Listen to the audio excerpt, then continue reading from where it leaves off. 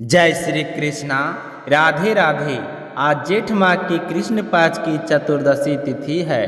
कृष्ण पक्ष की चतुर्दशी तिथि को मासिक शिवरात्रि का व्रत रखा जाता है।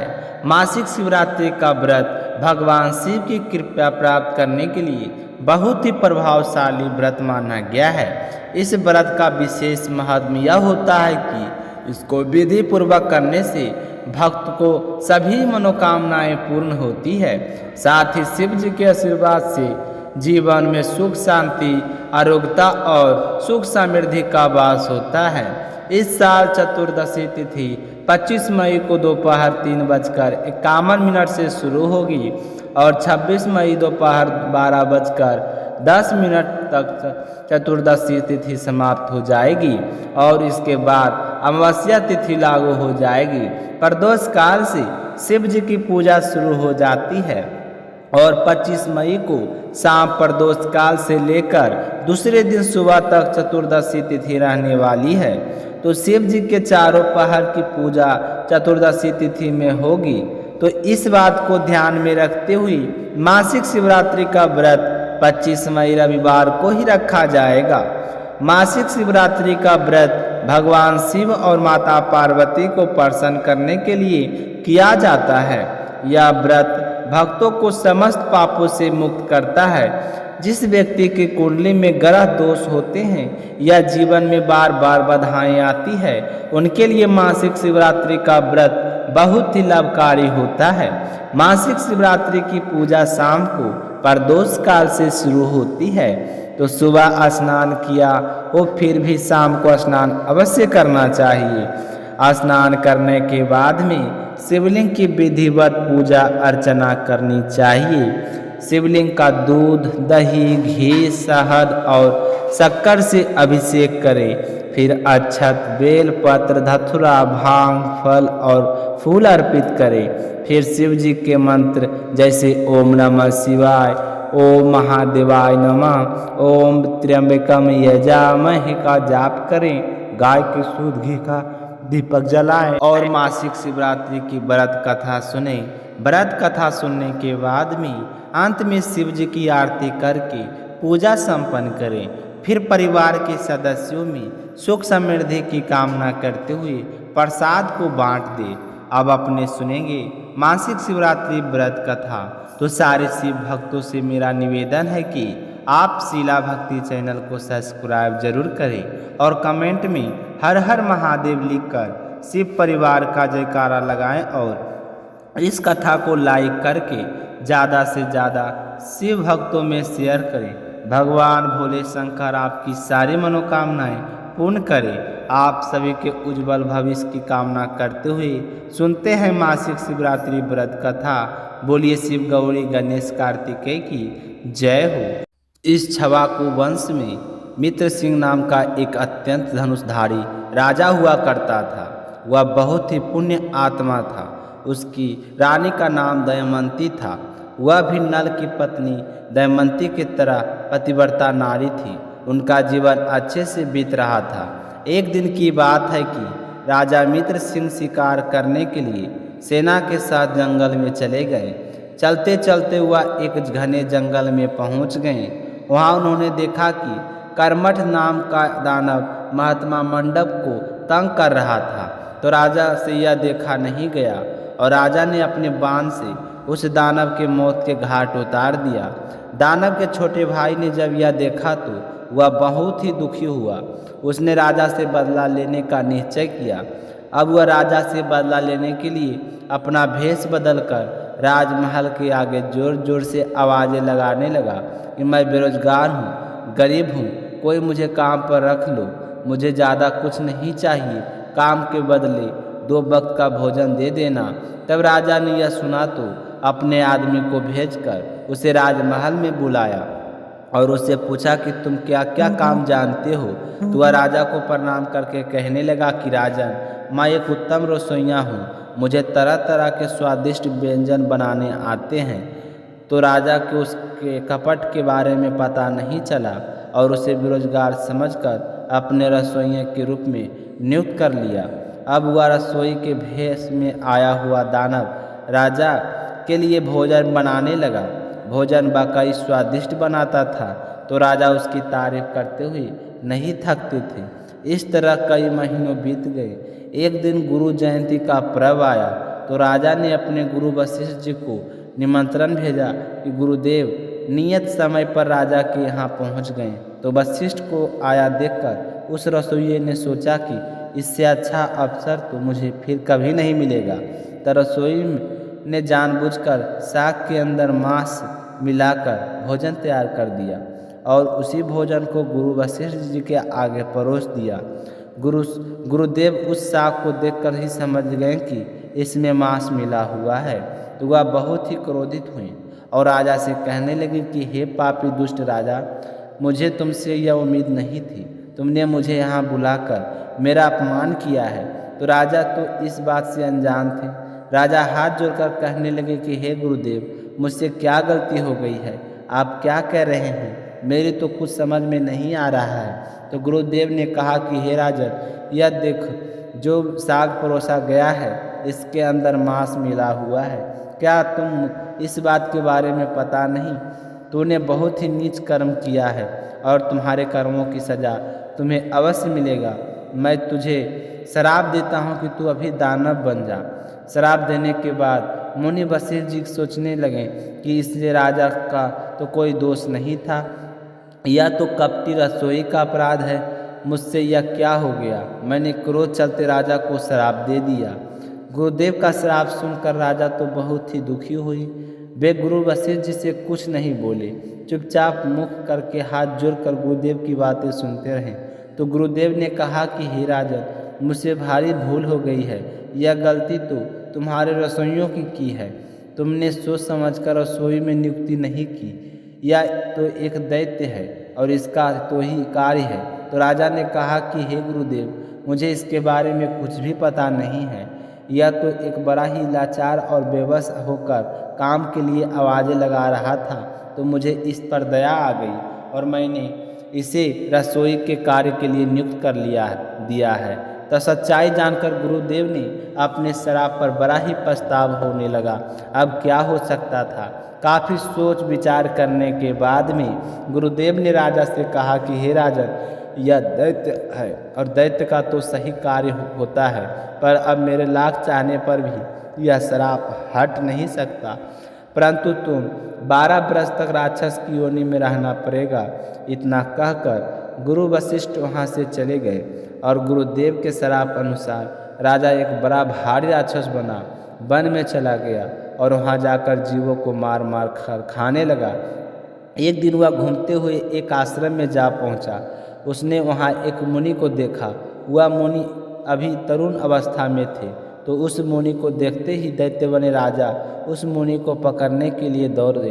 तो मुनि की पत्नी तरुणी ने उसे देख लिया कि उसके पति को एक विशालकाय राक्षस ने खाने के लिए पकड़ रखा है।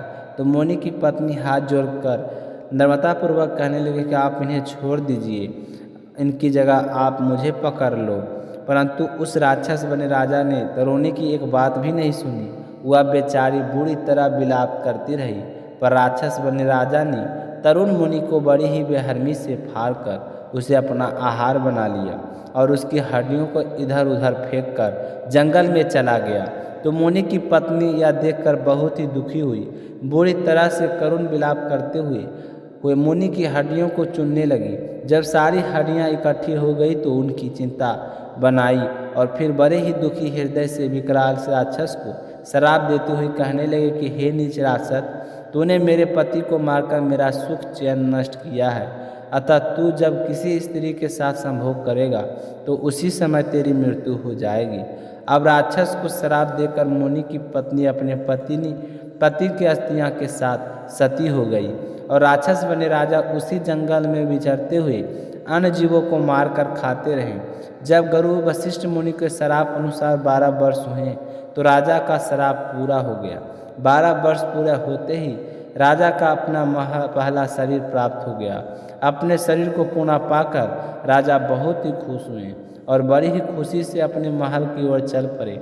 जैसे ही महल के पहुँचे तो रानी राजा को देखकर बहुत ही खुश हुई, पर राजा ना तो खुश थे और ना ही दुखी थे। तो रानी पूछने लगी कि हे राजन, आप इतने वर्षों बाद आई हैं, फिर भी आपके चेहरे पर कोई खुशी नहीं है। तो रानी की बात सुनकर राजा कहने लगे कि हे रानी, मेरे राक्षस बनने तक की कहानी तो तुम्हें पता है, पर उससे बड़ा ही अनर्थ उस समय हुआ जब मैं राक्षस के रूप में एक मुनि को खा गया।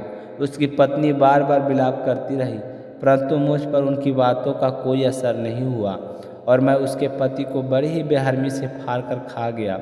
अपने पति के इस तरह दर्दनाक मृत्यु को देखकर मुनि की पत्नी बहुत ही दुखी हुई। उसने मुझे श्राप दिया कि उसी श्राप के चलते जब भी मैं संभव करूँगा, उसी समय जब भी मैं संबंध करूँगा, उसी समय मेरी मृत्यु हो जाएगी। तो रानी श्राप के बारे में सुनकर बहुत ही व्याकुल हुई, पर अपनी इच्छा को दबाते हुए कभी भी राजा को अपने पास नहीं आने देती थी। इसी तरह समय बीतता गया। राजा बहुत ही उदास रहते थे क्योंकि उनके कोई संतान नहीं थी और संतान ना होने का कोई भी उपाय नजर नहीं आ रहा था। तो अपने इस भयंकर दुख से दुखी हुए राजा एक दिन महल छोड़कर निकल पड़े और वन में चले गए। तो वन में एक दिन राजा ने एक भयानक रूप वाली राक्षसी को देखा। उसे देखकर राजा डर गए और उससे बचने के लिए राजा बहुत से तीर्थों पर गए। वहां जाकर व्रत और तप किए, पर हर समय अपनी पत्नी और संतान के लिए व्याकुल रहने लगे। एक दिन राजा को एक पवित्र आत्मा ऋषि मिली, तो उन ऋषि को देखते ही राजा ने उनके चरणों में नमस्तक होकर प्रणाम किया। उन ऋषि का नाम था गौतम था। गौतम ऋषि राजा को देखते ही समझ गए कि फिर भी राजा से पूछने लगे कि बेटा, तुम इस तरह उदास क्यों रहते हो। तो राजा ने हाथ जोड़कर आंखों में आंसू भरकर गौतम ऋषि को अपनी सारी व्यथा कह सुनाई और कहा कि हे ऋषिवर, मैंने अपने जीवन में कभी भी कोई बुरी कर्म नहीं किए, फिर भी मुझे पहले राक्षस होने का श्राप मिला। उसके बाद राक्षस की योनि में मैंने वही कर्म किया जो एक राक्षस करता है।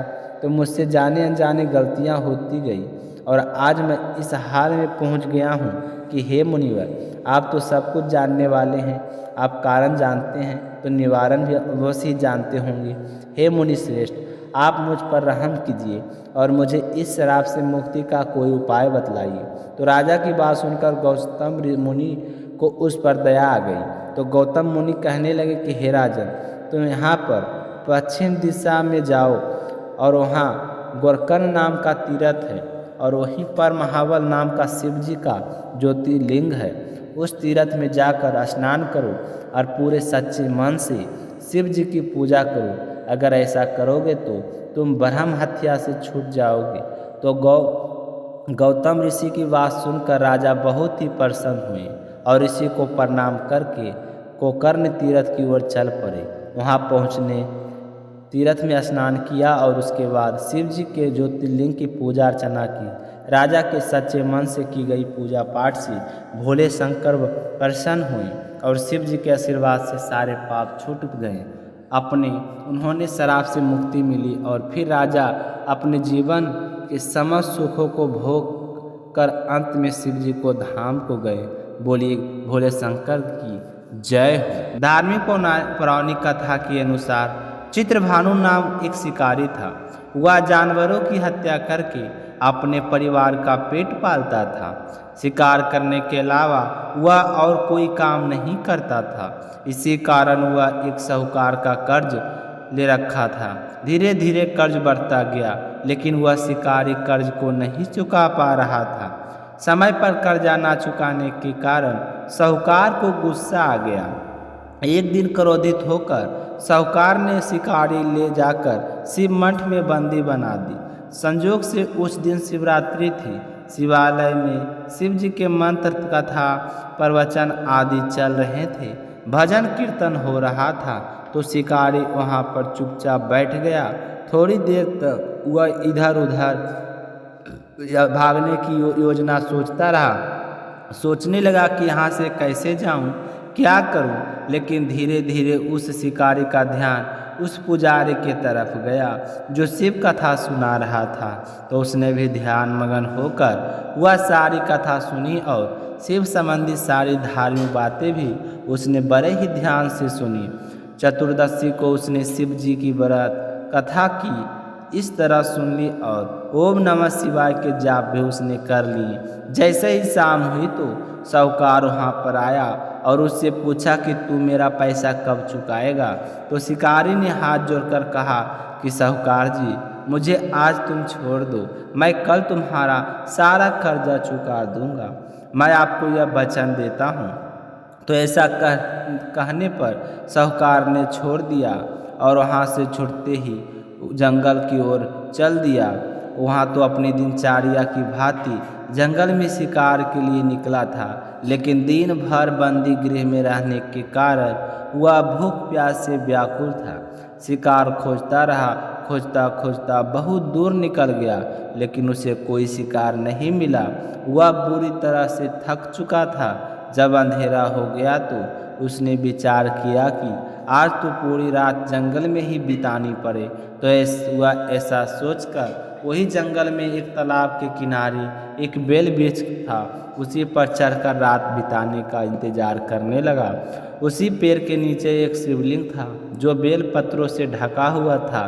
शिकारी को उस बात का पता नहीं था। पड़ाव बनाते समय उसने जो टहनियाँ काटी थी वह संयोग से शिवलिंग पर जा गिरती चली गई। इस प्रकार दिन भर भूखे प्यासे शिकारी का व्रत पूरा हो गया और शिवलिंग पर बेलपत्र भी चढ़ गई। जब रात्रि का एक पहर बीता तो एक गर्भवती हिरनी तालाब पर पानी पीने के लिए आई। जैसे ही उसके पानी पीने की आवाज़ आई तो शिकारी ने धनुष पर तीर चढ़ाकर जो ही प्रत्यंचा खींची थी तो हिरनी बोली कि हे शिकारी, मैं गर्भवती हूँ, मुझ पर तीर मत चलाना, तुम एक साथ दो जीवों की हत्या कर दोगे जो ठीक नहीं है। मैं अपने बच्चे को जन्म देकर बहुत ही जल्द तुम्हारे पास आऊँगी, तब मुझे मार देना। इस तरह वह गिड़गिड़ाने लगी तो शिकारी ने प्रत्यंचा ढीली कर दी और हिरनी जंगल झाड़ियों में लुप्त हो गई। प्रत्यंचा चढ़ाने तथा ढीली करने से उस समय भी कुछ बेलपत्र टूटकर शिवलिंग पर जा गिरी। इस तरह अनजाने में उसके प्रथम पहर की पूजा भी हो गई। थोड़ी ही देर बाद एक हिरनी वहाँ पर और आ गई तो उसने देखकर शिकारी बहुत ही खुश हुआ। जैसे वह नज़दीक आई तो उसने फिर धनुष पर बाण चढ़ाया। तब उसे देखकर हिरनी ने बड़ी ही विनम्रतापूर्वक निवेदन किया कि हे शिकारी, मैं थोड़ी देर पहले ऋतु से निवृत्त हुई हूँ, कामातुर वीरनी हूँ, अपने प्रिय की खोज में भटक रही हूँ। मैं अपने पति से मिलकर शीघ्र ही तुम्हारे पास आ जाऊँगी, तुम मुझे छोड़ दो, मैं तुम्हें वचन देती हूँ कि मैं तुम्हारे पास आऊँगी। तो शिकारी ने उसे भी जाने दिया। 2 बार शिकारी को खोकर उसका माथा टनका। वह चिंता में पड़ गया कि आज क्या बात हो गई है मुझे, जो मैं इस तरह के हाथ में आए हुए शिकार को जाने दे रहा हूँ। इसी तरह रात्रि का आखिरी पहर बीत रहा था तो शिकारी ने सोचा कि अब की बार कोई भी शिकार आए मैं उसे जाने नहीं दूंगा। इस तरह शिकारी के 2 पहर की पूजा बड़े ही विधि पूर्वक संपन्न हो गई। तभी तीसरा पहर बीतने वाला था कि एक अन्य हिरनी अपने बच्चों के साथ वहाँ से निकली। शिकारी के लिए तो वह बहुत ही सुनहरा अवसर था, तो उसने जल्दी से धनुष पर तीर चढ़ाया और वह तीर छोड़ने ही वाला था कि हिरनी देखकर बोली कि हे शिकारी, मैं इन बच्चों को इनके पिता के हवाले करके लौटाऊंगी। इस समय तुम मुझे मत मारो, मैं तुम्हें वचन देती हूँ कि मैं लौट कर आऊँगी। तो हिरनी की बात सुनकर शिकारी हंसने लगा और बोला कि सामने आए शिकार को छोड़ दो, मैं ऐसा मूर्ख नहीं हूँ, मैं तुमसे पहले भी 2 बार अपना शिकार खो चुका हूँ। मेरे भी तो बच्चे हैं, वह भी भूखे प्यासे व्याकुल हो रही होंगे। तो शिकारी की बात सुनकर हिरनी ने कहा कि जैसे तुम्हें अपने बच्चों की ममता सता रही है, ठीक वैसे ही मुझे भी सता रही है।